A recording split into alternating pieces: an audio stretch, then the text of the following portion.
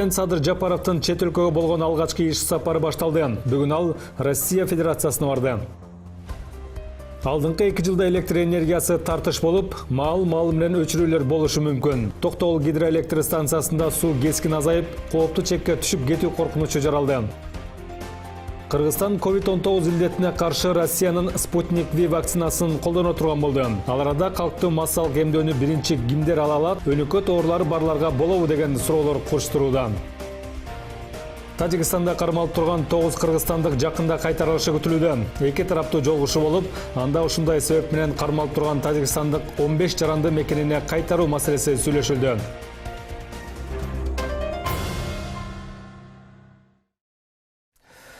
Кутман кечиңиздер менен эфирден ТС телеканалынын жаңылыктар маалымат кызматы, студияда Алтынбек Бедиелов. Президент Садыр Жапаров менен Россия Федерациясынын президенти Владимир Путин жолугушту. Анын алкагында Владимир Путин Жапаровду өлкө башчылык кызматка шайланышы менен дагы бир ирет куттуктап, ишине ийгилик каалады.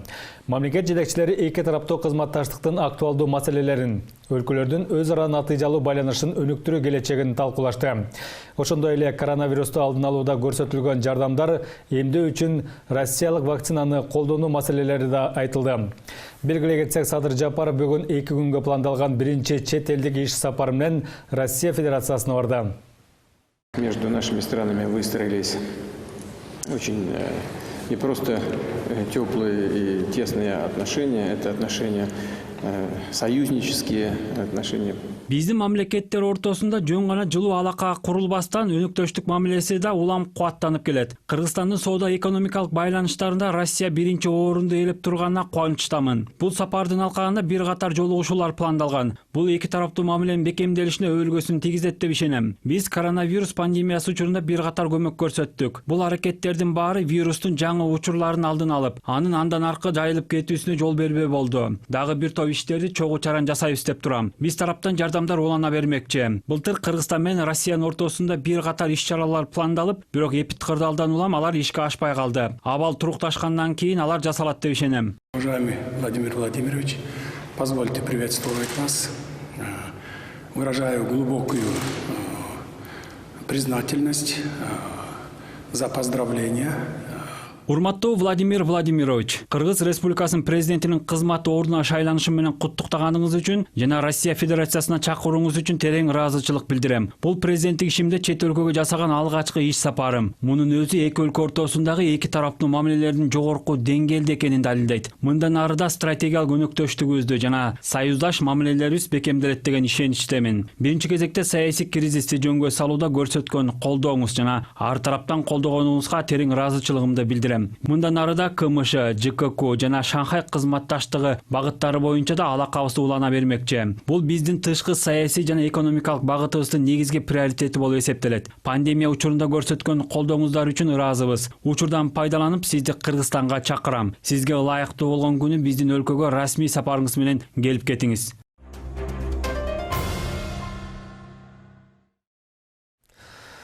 Кыргызстан менен Тажикстан чек арада кармалган жарандарын кайтаруу маселесин сүйлөшүштү. Бул тууралуу Баткен областынын жетекчиси Өмүрбек Суаналиев билдирди.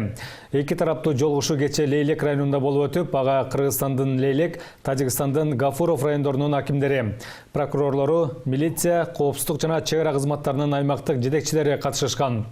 Жолугушуунун алкагында чек араны мыйзамсыз бузуп кармалган кыргызстандык 9 жаранды, ошол эле убакта Кыргызстанда да ушундай себеп менен кармалып турган тажикстандык 15 жаранды мекенине кайтаруу маселеси сүйлөшүлгөн. Учурда анын жыйынтыгы күтүлүп жатыптыр. Эске салсак, дүйшөмбү күнү Баткенде областтык акимчиликтин алдына жүздөй киши чогулуп, анда түрдүү себептер менен Тажикстанда кармалып турган туугандарын бошотуп берүүнү аймактык бийликтен талап кылышкан. Аларды Өмүрбек Суаналиев кабыл алып, кармалгандарды алып келүү боюнча тиешелүү чаралар көрүлүп жатканын билдирген. УКМКОсу Кыргызстандын 5 жараны 16 февралда Тажикстандан 900 кг металл, 2 бодо жана 3 майда жандыктарды мыйзамсыз чыгарып бара жаткан жеринен тажик чыгарачылары тарабынан кармалганын маалымдаган. Алдыңкы 2 жылда электр энергиясы тартыш болуп, мал менен өчүрүүлөр болушу мүмкүн. Токтогул гидроэлектр станциясында суунун көлөмү кескин азайып, кооптуу чекке түшүп кетүү коркунучу жаралды. Тактап айтканда, көрсөткүч кийинки жылы 5,5 миллиард куб метрге түшүп кетсе, ири объектти токтотуу зарылыгы келип чыгары да белгилениүүдө. Ал арада Улуттук энергия холдинг калкты үзгүлтүксүз жарык менен камсыз кылуунун жолдорун сунуштап жатышыптыр. Алар сырттан импорттоо жана Бишкек ТЭЦ-инде өндүрүлгөн электр энергиянын көлөмүн көбөйтүү. Суунун азайышы жана Токтогул ГЭСи үчүн кооптуу болгон чек тууралуу Рахат Жаныбекованын материалы. Токтогул гидроэлектр станциясынын камсыздоочу суу сактагычында суу күндөн күнгө азайып, учурда 9,824 миллиард куб метрде түзүүдө. Бир жыл мурда бул көрсөткүч 13 миллиард куб метр болчу. Кийинки жылы көрсөткүч дагы кескин төмөндөп 5,5 миллиард куб метрге түшүү коркунучу бар. Андай болсо гидроэлектр станциясынын ишин токтотууга туура келет дешет адистер. Учурда ага жеткирбөө аракети көрүлүп жатыптыр. Мына жакын арада гана алсак болот. Годы независимости өзүңөр билесиң, мына тезектергиле деген мавзу болду. 2008-жыл эң аз келген, эң аз токтолгон суу бул 8,3 чейин биз түшүп кеттик. 2014 болгон, масштаб кичине азыраак болчу. Если мы там целыми сутками сидели, там, и света здесь, вот, там, день через 2, там, по 2 часа иногда. Адистердин айтымында суу тартыштыгы ар бир 7 жыл сайын кайталанып турат. Баары аба ырайына байланыштуу. Суу сактагыч Нарын дарыясынын жогорку агымындагы мөңгүнүн эриген көлөмүнө жараша болот. Кыргыз гидрометтин божомолу боюнча суу быйыл күтүлгөндөн 20% аз. Калкты электр жарыгы менен 90% камсыз кылган Нарын каскадында суунун көлөмү кескин азайып баратканы элди энергия менен камсыз кылууда көйгөй жаратышы мүмкүн. Анткени электр энергияга болгон керектөө жылдан жылга көбөйүп жатат. Былтыр 15 миллиард 300 миллион киловатт-саат электр энергия колдонулса, быйыл бул көлөм 16 миллиардга жетери күтүлүп жатыптыр.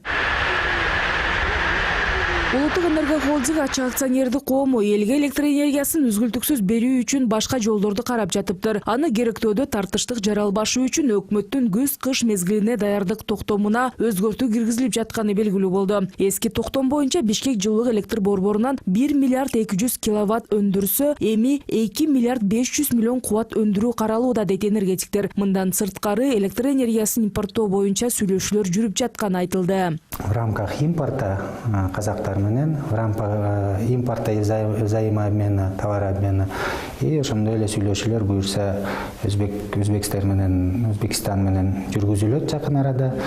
Ошого жараша анан жетпеген разница билинет. Калганын эми үчүнчү вариант мен айтканым бул электроэнергияны биз үнөмдөшүбүз керек. Азыр үнөмдөө десем эми критика башталат, силер чектеген тасыңар бизди тесиңер үнөмдөө биринчиден эми өзүбүздөн ар бир үй бүлөдөн башталса, бул деген үйдү жылылатуу, ар кандай ошо энергоэффективдүү материалдарды колдонуу, технологияларды колдонуу, ошондой эле эски мештерди алмаштыруу, үйдү жылылатуу, ошол деген ошол 3 направление менен иштесек, ошол кырдаалдан өтүп кетишибиз мүмкүн. Негизи бул 3 багытты таштап коюп болгондой эле иштей берсек, анда, конечно, эмки жылга коркунуч бар. Мертвый районго жетип калышы мүмкүн. Маалыматтар боюнча Бишкек жылуулук электр борбору 1 киловатт электр энергиясын өндүрүү үчүн 3 сом 88 тыйын чыгымдайт. Ал эми аны элге 77 тыйындан, өндүрүшкө 2 сом 24 тыйындан сатат. ТЭЦтин мүчүлүгү бар, кубаттуулуктар жетиштүү, так. Мына Камбарата 2де 120 мегаваттык турбогенератор коюлган, 90 мегаваттка иштейт. 30 мегаватт бекер сууну кое берип атышат, холостой сброс деп коет. Ошону чечиш керек. Линияны ичке зым менен тартып коюшуп, толук бере албай атышат да. Дагы бир линия тартыш керек. Мен сунуштагам, тиги чаек жумгал жака линия тартып кошуш керек. Ошондо бүт системанын бир маселеси чечилет эле, кольцо болуп, потеря азаят эле, надежность электроснабжения көбөйт эле, көп маселелер чечилет эле да. Ошондой жолдор бар.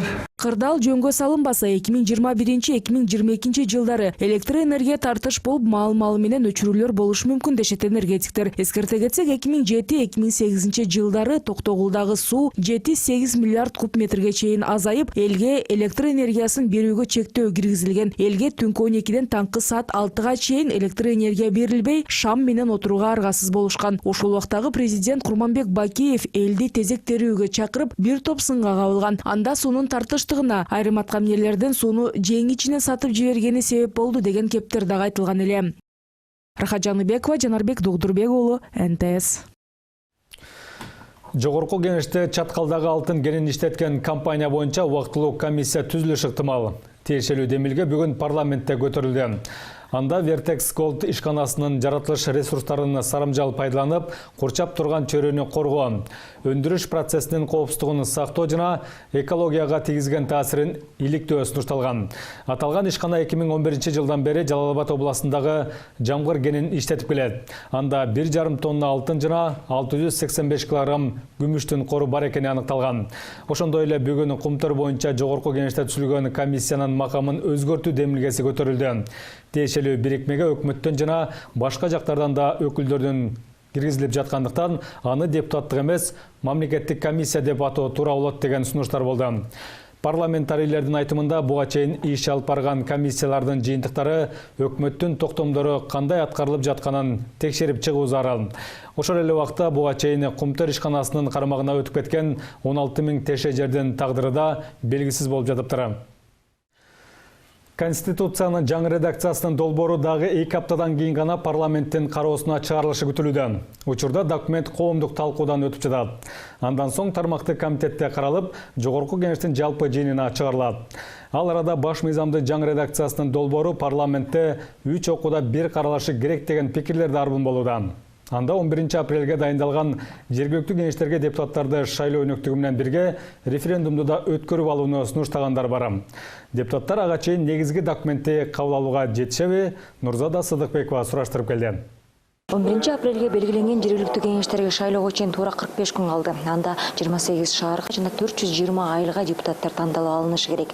Дагы ушул күнү саясий өнөктүк менен биргеликте баш мыйзамды өзгөртүү боюнча референдумду биргеликте өткөрүү сунушталып келет, бирок ага чейин саналуу гана апталар калганына карабастан Конституциянын жаңы долбоору жогорку кеңеш тарабынан кабыл алына элек. Бүгүнкү парламенттин жалпы жыйынында дагы бул маселе күн тартибине киргизилген эмес. Андыктан референдум 11 апрелде жергиликтүү кеңештерге шайлоо менен биргеликте өткөрүлөбү же жокпу деген суроо азыркы тапта ачык бойдон калууда. Анткени 9 февралда коомдук талкууга салынган баш мыйзамдын жаңы долбоору учурда элдин элегинен өтүүдө. Ал 9 мартка чейин созулат. Андан соң гана документ жогорку кеңештеги конституциялык мыйзамдар, мамлекеттик түзүлүш, сот, укуктук маселелер жана регламент боюнча комитетине келип түшүшү керек. Бирок азыркы тапта баш мыйзамдын жаңы долбоорунун тегерегинде бир топ талаш тартыш маселе жаралып жатыптыр. Алсак жогорку кеңештин регламентинин 66 беренесинин 2 бөлүгүнө ылайык документ комитетке келип түшкөндөн кийин кандайдыр бир өзгөртүүлөрдү киргизүүгө болбойт экен. Конституциянын азыр колдоонда Конституциянын 114 беренесинде жазылган өзгөртүүлөр жөнүндө бүгүн колдоондогу Конституция боюнча. Ал эми бүгүн талкууда жүрүп жаткан бул абсолюттук түрдө жаңы баш мыйзамдын долбоору.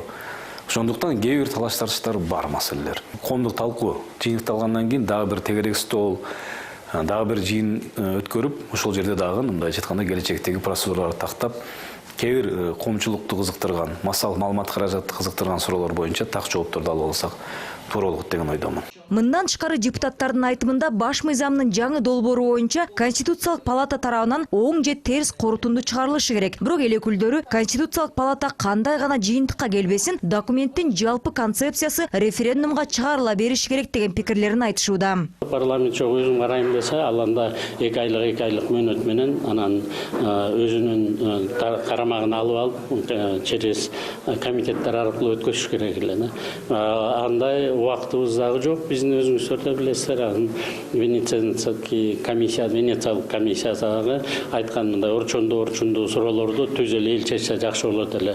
Азыркы парламенттин ичине убактысы тарыраак. Биздин өлкө башчысы айтып калды, ушу 11 апрелде өткөзсөк туура жана жакшы болот эле деп. Биз унутпашыбыз керек да 30% деген порог бар да. Бөлөк бирде шайлообуз да жок, бирок референдумубузда порогторубуз бар.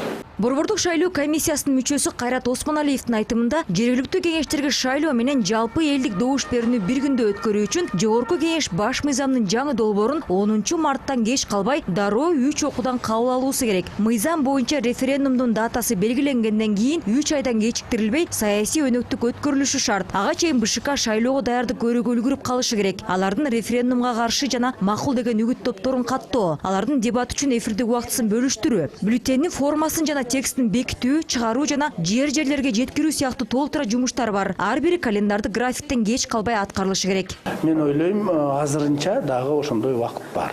Жетишсе болот. Мен ойлойм, эми азыр бул жумада, эмки жумада көрөсүң, мүмкүн эртеңки жумада, эртеңки отурумда мүмкүн күн тартибине кирип калабыз. Биз аракет кылып атабыз баары. Азыр негизи Конституциялык кеңеш менен жыйынтыгы чыгып колдоор менен ушул версиясы келди десек болот да. Анан дагы эле сунуштар түшүп атат, эми аны көрүшүбүз керек. Кабыл алабы, кабыл албай, анын жол жобосу кандай болот? Элдин талабы да. 17 февралда парламентте баш мыйзамдын жаңы долбоору боюнча талкуу жыйын өтүп, анда депутаттардын суроолоруна Конституциялык кеңеш менен мүчөлөрү жооп беришкен. Бирок кеңешме ишин жыйынтыктагандыктан эл өкүлдөрү айткан сунуштарды алар кабыл ала алышпайт. Мындан улам парламентарийлер баш мыйзам боюнча кошумча алымчаларын жогорку кеңештин катчылыгына жөнөтмөй болушкан. Нурзада Сыдыкбекова, Владимир Кулбалдиев, НТС.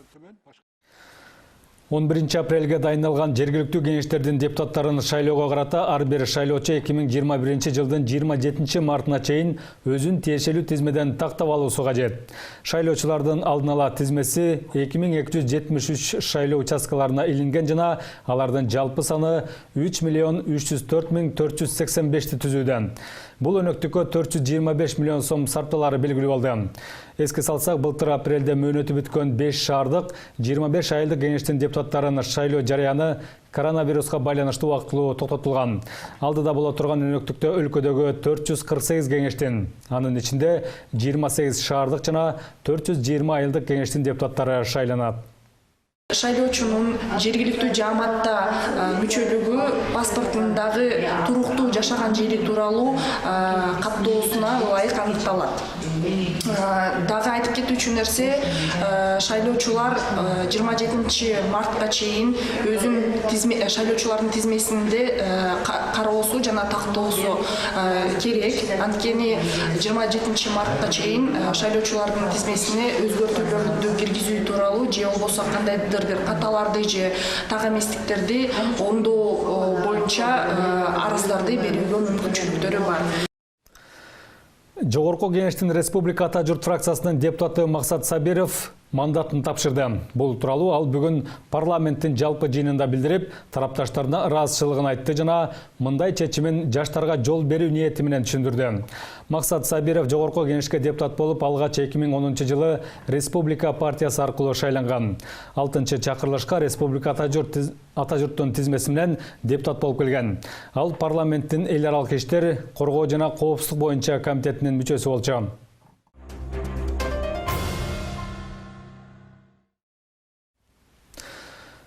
Слово Кыргызстана гезитинин кеңсесиндеги мушташ боюнча майда бейбаштык беренесинин негизинде сотко чейинки териштирүү башталды.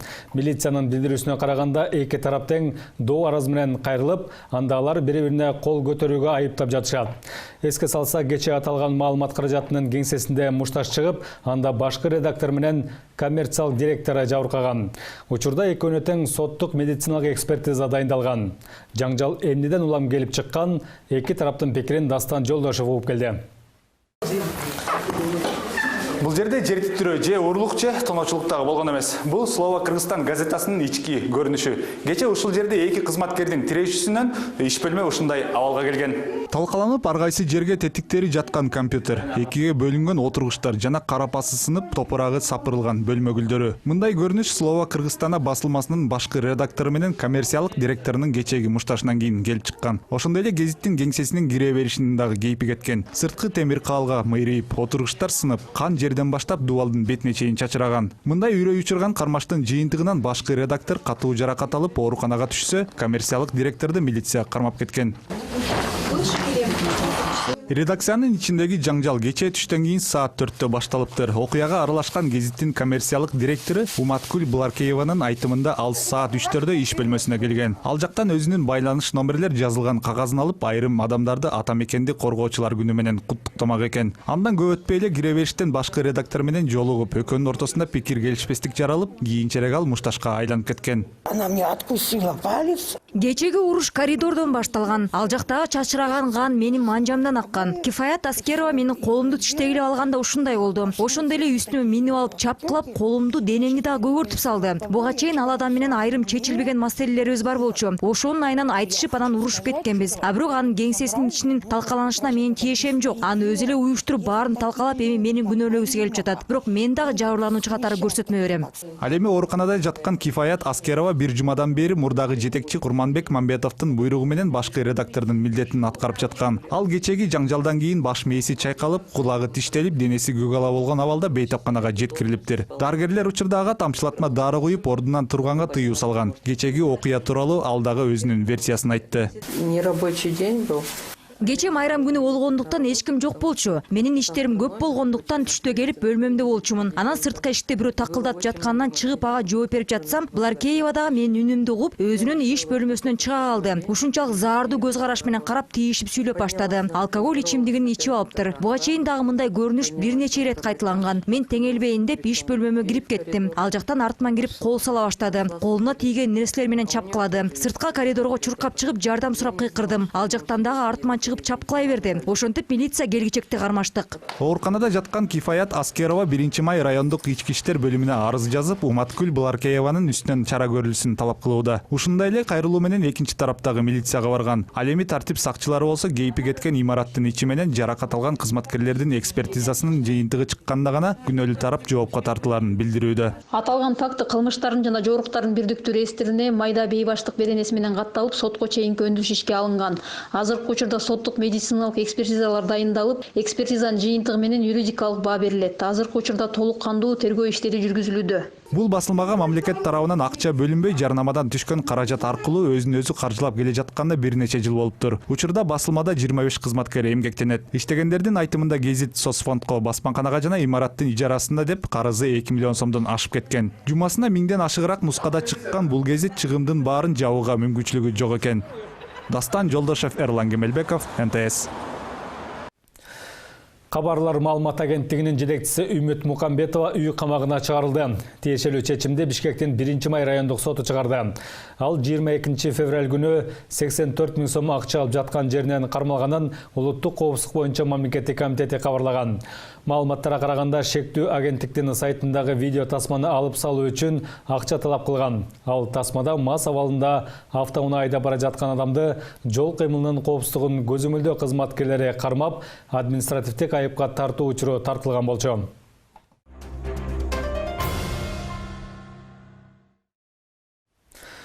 Бишкектеги номер 70 гимназия мектеби коронавируска байланыштуу 2 апталык карантинге жабылды. Бул тууралуу Борбор каланын билим берүү башкармалыгынан билдиришти. Анда 2 окуучудан жана 2 мугалимден COVID-19 инфекциясы аныкталып, санитардык эпидемиологиялык көзөмөл мекемеси окуу жайды жаба турууну сунуш кылган. Буга чейин Новопавловкадагы номер 1 инновациялык окуу тарбия комплекс лицейда 2 аптага жабылган болчу. Ага мектептин китепканасында иштеген кызматкердин 2 тараптуу пневмониядан каза тапканы негиз болгон. Март айынын ортосунан тарта өлкөдө 18 жаштан 65 жашка чейинкилерде коронавируска каршы эмдөө иш-аракеттери башталат. Бул тууралуу Саламаттыкты сактоо жана социалдык өнүктүрүү мекемесинен кабарлашты. Ал үчүн өлкө Россиянын Спутник V вакцинасын COVID-19 каршы эмдөө каражаты катары каттаганы белгилүү болду. Ошол эле учурда Дүйнөлүк саламаттыкты сактоо уюмунун Ковакс альянсы да Кыргызстанга 1 200 000 доза вакцина бергени жатыптыр. Аларда калктуу массалык эмдөөдө биринчи кимдер ала алат, ал өнөкөт оорулары барларга болобу деген суроолор куруштурууда. Теманы Дүйшөн Шаршенбеков улантат. Саламаттыкты сактоо жана социалдык өнүктүрүү министрлигинин маалыматында Спутник V вакцинасы Кыргызстанга март айынын ортосунан баштап алынып келе баштайт. Алынып келгенден кийин ал вакциналар республика эмдөө борборунун атайын кампасында сакталат. Вакцина келгенден кийин биринчи кезекте күч структурасы жана саламаттыкты сактоо мугалимдер ошондой эле өнөкөт оорусу барлар биринчи эмдөөдөн өтө баштайт. Учурда эмдөө борборунун кызматкерлери кампадагы 3 муздаткычты вакцинанын сактоо температурасына ылайыкташтырып даярдап жатышат. Вакцина этап менен алып келинет. Ага жараша калкты 2 баскычта эмдөөдөн өткөрүү пландалып жатыптыр. Ага ылайык биринчилерден болуп Бишкек, Ош шаарлары жана Чүй менен Ош областынын жашоочулары өтөт. Медициналык препарат учурунда келип турса, кийин өлкөнүн башка аймактарына жайылтылат экен. Ошондой эле дүйнөлүк саламаттыкты сактоо уюмунун COVAX айланысы 1.200.000 доза вакцина берүүнү сунуштап жатыптыр. Келип калса экинчи этапта ошол менен эмдөө уланат. Бирок аталган айланс кайсы вакцинанын түрүн сунуштайт азырынча белгисиз. Келишимде баягы өздөрү чечилет, канча берет азыр айтыла элек. Бирок биздин өкмөт күз айларында 500.000 сурап кайрылган. 1.200.000 доза бул механизм COVAX менен жана 20% атпайсызбы, ошого 1.200.000 доза келет. Эгерде 2 этапта вакцинация жүрсө 2.400.000 дозаны күтүп атабыз. Бул эми июнь айына чейин келиш керек. COVAX айланысы вакцинанын алгачкы партиясын февраль-март айларында эле жибермек экен. Бирок препаратты алууда кыргыз тарап өз милдеттемелерин аткарбай жатыптыр. Вакцинаны алып келүүдөгү корогон чыгымды кыргыз өкмөтү өз мойнуна алган. Мындан тышкары калкты жабырт эмдөөдөн өткөрүү боюнча улуттук программаны иштеп чыгышы зарыл болчу. Булар даяр болбогондуктан иш создуктурулуп кеткен. Азырда ушу юридикалык тарабынан чоң Минюста, ушу чоң биздин премьер-министрдин өзүнүн ушу берген тапшырмасы менен чоң жумушчу топ иштеп атат. Ошолордун заключениясы юридикалык. Эгерде бир непредвиденный кандай бир побочные проявления после иммунизации деп коебуз, ошол дагы кандай кепилдик бере алабыз, өлкө береби же ошо производитель береби, ушундай суроолор да азыр каралып атат. Эмдөө биринчи кезекте COVID-19 сакайгандарга жүргүзүлөт. Анткени буларда кайра ооруп калуу коркунучу жогору. Дарыгерлер вирусту экинчи жолу жуктуруп алганда оор өтүшү мүмкүн экендигин айтышууда. Мындан улам вирустун жайылышын алдын алуу үчүн Кыргызстан Спутник V вакцинасын тандап алган. Анын үстүнө аталган препарат сыноо учурунда 95%га эффективдүүлүгүн көрсөткөн. Вакцина 18 жашка чейинки балдарга жана 65 курактан өткөндөргө сунушталбайт. Мындан тышкары аллергиясы барларга, бөйрөгүн же боорун алмаштыргандарга, аккан, кант диабетин алып жүргөндөргө, шал, талма, жүрөк оорукчандарга жана астмасы барларга болбойт. Өнөкөт оорулары барларга дарыгерлердин сунушу менен гана эмдөө жагы каралууда. Диабет менен ооруган кишилер бар, мындай трансплантированный орган, аларга мындай азырынча бул вакцина каралбайт да. Диабетти карап жасаш керек да. Балким аны менен деле кылса болот. Баарынан да кызыгы гепатитке чалдыккандардын абалы оор бойдон калууда. Ансыз да кымбат дарылардын күчү менен жашап жаткан бейтаптар коронавирус жабышкандан кийин ооруну көтөрө албай көз жумган учурлар катталууда. Гепатитке жол жок коомдук бирикмесинин жетекчиси Нургазы Батырбеков COVID-19 каршы эмдөө жүргүзүү үчүн министрликтен бир дагы сунуш түшпөгөнүн айтууда. Биз коронавирус менен ооруп калганда же ушул өнөкөт оорусун лечение кылышты билбейбиз же коронавирусту кылганды билбейбиз. Боордо илиштетсең коронавирустан өлөсүң, коронавирусту илиштетсең боордон өлөсүң. Ошондуктан биздин акыбал аябай оор. Бүгүнкү күндө ар кимибиз өзүбүз менен өзүбүз калдык. Министрлик дагы деле бул боюнча иш алып барбай эле. Кандай кылып иш алып барат, бизге аябай таң калыштуу болуп атат. Россия Спутник V вакцинасын канча көлөмдө берери жакын күндөрү белгилүү болот. Ал эми COVAX айланысы 1.200.000 дозаны гуманитардык жардам катары кайтарымсыз негизде берип жатат. Өткөн айда аталган уюм Pfizer вакцинасын сунуштаган болчу. Бирок -70 температурада сактоочу жайы жок болгондуктан министрлик алуудан баш тартканы кабарланган болчу.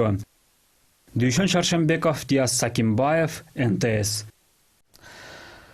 Аба ырайынын кескин өзгөрүүсүнө байланыштуу жүк ташуучу унаалардын Бишкек-Ош жолу менен жүрүүсүнө убактылуу тыюу салынат. Бул тууралуу жол кыймылынын коопсуздугун көзөмөлдөө кызматы билдирди. Ага ылайык жүк ташуучу унаалар 15:00 тартып, таңкы саат 5-ке чейин Сосновка бекетинен ары кое берилбейт. Бул магистралдагы жол кыймылынын коопсуздугун камсыздоо жана жол тыгындарынын алдын алуу максатында ишке ашырылууда. Ушундай эле чектөө Жалал Абад областындагы Арал бекетинде да киргизилет. Тиешелүү кызмат айдоочулардан зарылчылык болбосо аба ырайы турукташканча жолго чыкпай турууну өтүнүүдө. Бирдиктүү салык декларациясын 1 мартка чейин тапшыруу зарыл. Мамлекеттик салык кызматынын билдирүүсүнө караганда, тиешелүү бөлүмдөрдө киреше чыгаша тууралуу маалыматтарды кабыл алуу дем алыш күндөрү түнкү саат 12ге чейин уланат. Ага ылайык белгиленген мөөнөткө чейин өлкөдөгү бардык юридикалык уюмдар, дыйкан чарбалар, эл аралык уюмдар, Кыргызстанда иш алып барган чет элдик фирмалар салык декларациясын милдеттүү түрдө тапшырып коюусу керек. Ал эми 1 апрелге чейин мамлекеттик, муниципалдык кызматкерлер, жеке ишкерлер жана патенттик негизде иштегендер, атуулар, автоунаасы барлар, кыймылсыз мүлк ээлери салык декларациясын тапшырууга милдеттүү. Мына ушундай жаңылыктар менен программабызды жыйынтыктайбыз. Кечиңиздер көңүлдүү улансын. Саламатта туруңуздар.